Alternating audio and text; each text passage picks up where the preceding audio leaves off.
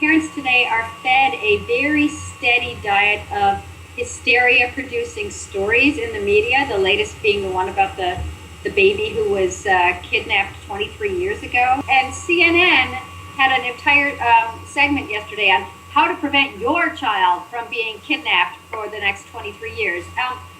That kind of thing, the leap from a very, very rare, weird thing to this is happening all over and something you have to be concerned about now. And moms, never go to the bathroom when you have a baby, because the minute you're in there, somebody's going to run into your room and steal the baby. I mean, that's what they were really warning you about, as if that's a likely thing to happen when it happened once in the United States last year, one time, 4 million babies born, is why we are hysterical. We're told if we're not hysterical, something is wrong with us. We don't care enough.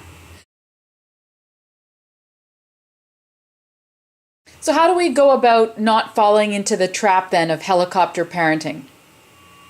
Well, the thing that I've found most valuable is it's very hard to say don't be afraid, because we're all afraid of something. I happen to be deathly afraid of cars. But there are, sometimes I will put my kid in a car, imagine that, despite my fear, because I really have to get somewhere. It's more important to me than to just give in to the fears. Well, it turns out that there are some things that are really important for our kids that we are missing out on when we're so afraid that we keep them inside, or that we constantly supervise them even as they get old enough to do things on their own. It turns out, for instance, that free play is incredibly valuable to all mammals. And we are the only ones who are preventing it from happening lately. We take them to, say, a supervised Little League game or a soccer team, or I guess you're in Canada, a hockey team practice, but we don't just let them run around on their own. Running around on their own does all sorts of things that all those supervised games don't. When they're running on their own, they have to come up with a game to play. They have to make their own teams.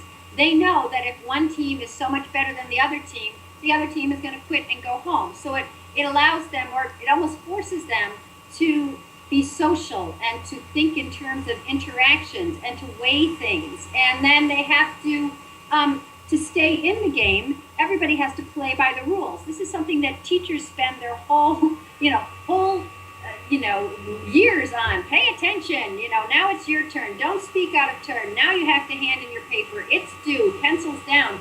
All that kind of stuff that's difficult for an adult to teach a kid. Kids teach each other.